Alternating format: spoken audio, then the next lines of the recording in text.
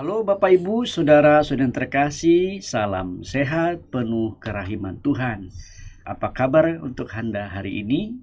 Saya kira Anda dan saya dalam keadaan baik-baik saja dan Tuhan selalu melindungi Anda dan saya. Amin. Amin. Hari ini dalam kupas tuntas kerahiman ilahi di mana kita memang ingin menjelaskan dan mensosialisasi kerahiman ilahi dalam devosi Santa Faustina ini, kita mau membahas tema tentang penderitaan. Ini agak rumit tema ini Bapak Ibu, karena di dunia ini gak ada banyak orang pengen menderita. Pasti kalau Anda ditanya, apakah Anda dan saya mau menderita? Enggak lah Romo, kita susah-susah hidup hanya sekali kok menderita. Kadang banyak perumusan seperti itu. Tapi rupa-rupanya penderitaan selalu ada. Penderitaan tidak pernah berhenti. Penderitaan selalu ada saja kita saksikan, entah kiri kanan, entah sanak saudara kita, mungkin juga bagian dari diri kita sendiri. Intinya penderitaan di dunia kerap kali ditolak oleh manusia. Tapi apakah ada maknanya kalau Anda dan saya boleh mengalami penderitaan? Rupa-rupanya kita pun harus mengatakan kalau ketika Anda dan saya mengalami situasi menderita, saat itu juga orang semakin yakin bahwa cinta Allah itu besar pada kita, perhatian dan kasih-Nya. Contoh kecil ya, saya pernah menderita sakit jantung dan pergumulannya makin lama makin terus memburuk gitu ya. Saya hanya mencoba memasrahkan pada Tuhan dan menyerahkan semua penderitaannya pada Tuhan, dan ternyata malah Tuhan memberdayakan aku. Aku dibuat semakin sehat, pelan-pelan dan sabar, masuk karantina hampir berapa, 1,5 tahun tuh ya, 2 tahunan, baru sekarang boleh mulai berkarya lagi. Itu permenunganku pribadi. Penderitaan hampir pasti juga dialami oleh Anda dan saya, seperti maut, kematian. Itu juga bagian dari sebuah siklus-siklus kehidupan. Pertanyaannya sekarang, bagaimana menurut Santa Faustina? Apa yang dialami ketika ia mengalami penderitaan dan akhirnya dia menemukan arti dan maknanya, saudara-saudara? Ternyata menurut catatan Santa Faustina yang bisa kita lihat dalam catatan ini, artikel nomor 38 ya, di situ dikatakan dengan sangat jelas bahwa penderitaan kadang menjadi sebuah penyelenggaraan ilahi. Penderitaan dapat terjadi untuk memurnikan suatu jiwa. Yesus menggunakan alat apapun yang ia sukai, seperti dialami oleh Santa Faustina ini. Jiwaku merasa ditinggalkan oleh semua makhluk.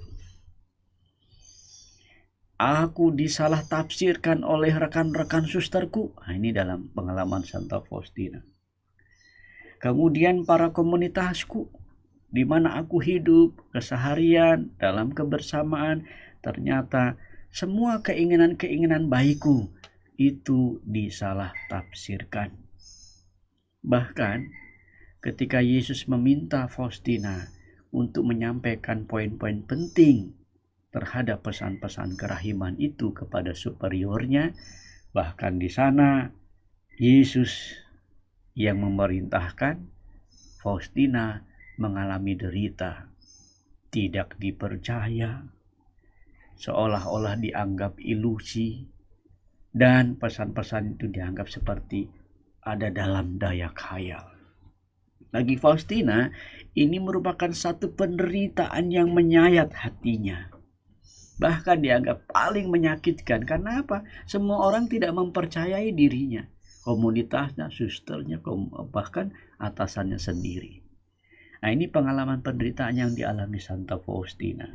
Faustina menghayati nilai derita itu sebagai bagian dari penyelenggaraan ilahi. Apa yang dikatakan dan dirumuskan dalam buku hariannya, penderitaan adalah suatu rahmat besar. Akhirnya dia menyatakan itu. Lewat penderitaan jiwa menjadi seperti juru selamat. Dalam penderitaan cinta menjadi kenyataan. Semakin berat penderitaan, semakin murnilah cinta. Ini rumusan hebat loh Bapak Ibu. Dan saya temukan justru dalam buku catatan ini. Hei, luar biasa itu ya. Arti dan mana penderitaan, saya menemukan sebuah makna baru. Bahwa ternyata penderitaan itu luar biasa, makin memurnikan cinta. Kita mungkin coba temukan kenapa ya lewat penderitaan jiwa menjadi seperti juru selamat. Ya mungkin dalam penderitaan dia mengalami sakit pedihnya ditinggalkan. Dalam penderitaan dia mengalami kesendirian. Dalam penderitaan dia berada dalam situasi tak berdaya atau tiada pengharapan. Dan justru di situ hadir dan merindukan juru selamat. Yesus Tuhan menjadi kekuatan dan andalan. Dan merindukan juru selamat, merindukan ada orang yang bisa menolongnya. Saya kira ini adalah pandangan yang realistis. Oh begini ya. Ternyata lewat penderitaan jiwa menjadi seperti juru selamat. Dikatakan juga dalam penderitaan cinta menjadi kenyataan. Anda bisa tahu kalau yang ini banyak ya. Ada kalanya begitu kita punya sahabat senang, dekatnya minta ampun. Wah, lagi happy-happy, kita seperti dikerubutin. Begitu kita menderita, kadang-kadang jadi ketahuan tuh siapa sahabat kita yang sebenarnya kan. Ada yang meninggalkan, ada yang begitu saja cuma untung dan rugi, tapi juga masih ada yang kita temukan setia. Nah, saya kira hal ini menjadi nyata juga. Ternyata lewat penderitaan dialami oleh Santa Faustina, cinta itu menjadi kenyataan. Makin dia mengalami sakitnya, makin dialami bahwa Faustina harus makin mencintai Yesus. Dan ketika ia dalam keadaan terpuruk, cintanya menjadi nyata. Bahwa saya tetap mencintai Yesus sedalam-dalamnya. Ini kalimat yang terakhir yang menurut saya sangat menarik ya. Semakin berat penderitaan, semakin murnilah cinta. Mungkin ini adalah pengalaman Faustina yang amat sangat pelik. Dan rumusan ini paling tidak sampai kalau Anda dan saya tidak mengalaminya. Nah ini Faustina sudah mengalami ini. Semakin berat penderitaan, semakin murnilah cinta. Wih, luar biasa. Hal yang bagi saya sendiri mengejutkan. Oh, betul ya. Kalau kita makin terpuruk dengan keadaan penyakit kita, semakin kita dimurnikan cintanya. Saya pernah juga mengalami ibu saya dalam sakit yang sangat parah ya, kanker tulang. Sakitnya minta ampun, teman saya bisa paham. Suatu kali ketika kesakitannya datang minta ampun, dia sampai lalu gak percaya loh sama Tuhan. Mana Tuhan? Kok gak datang-datang? Mana Tuhan? Kok gak menolong? Mana Tuhan? Mana Tuhan? Sempat begitu. Untung aku anaknya yang Romo ini ada di sampingnya.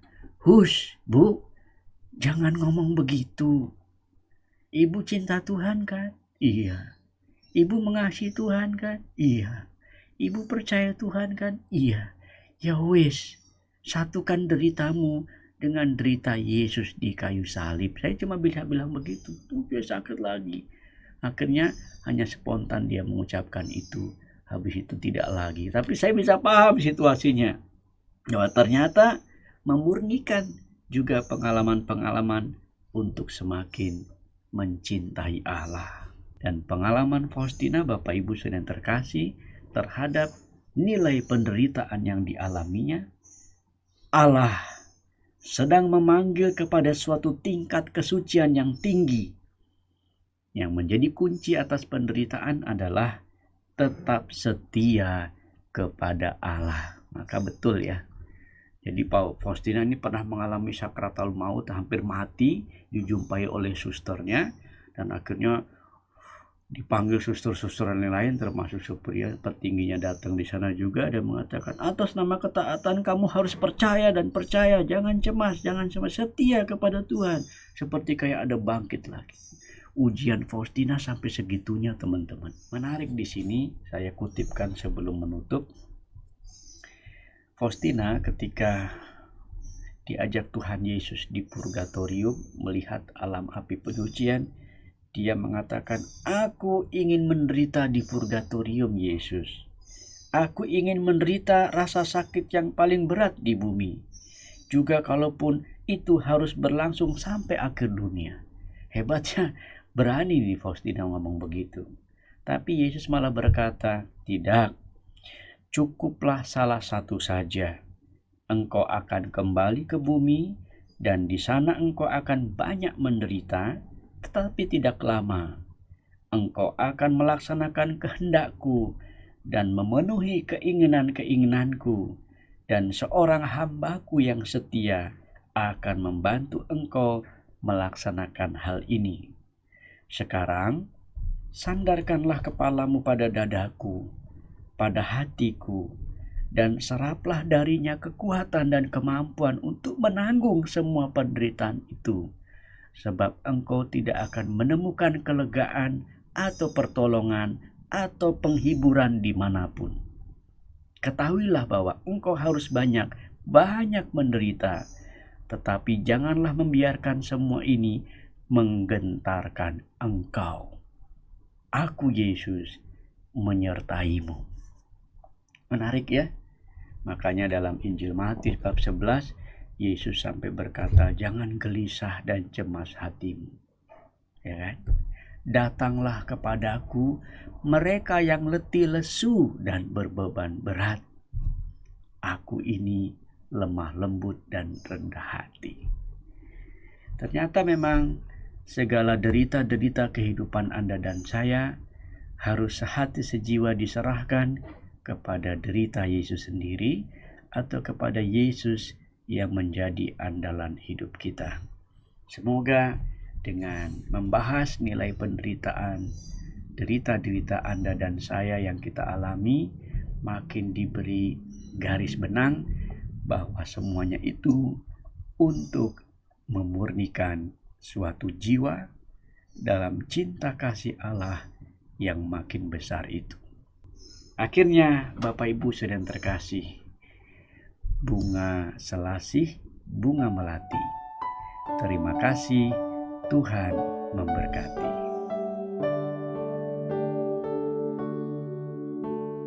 Yesus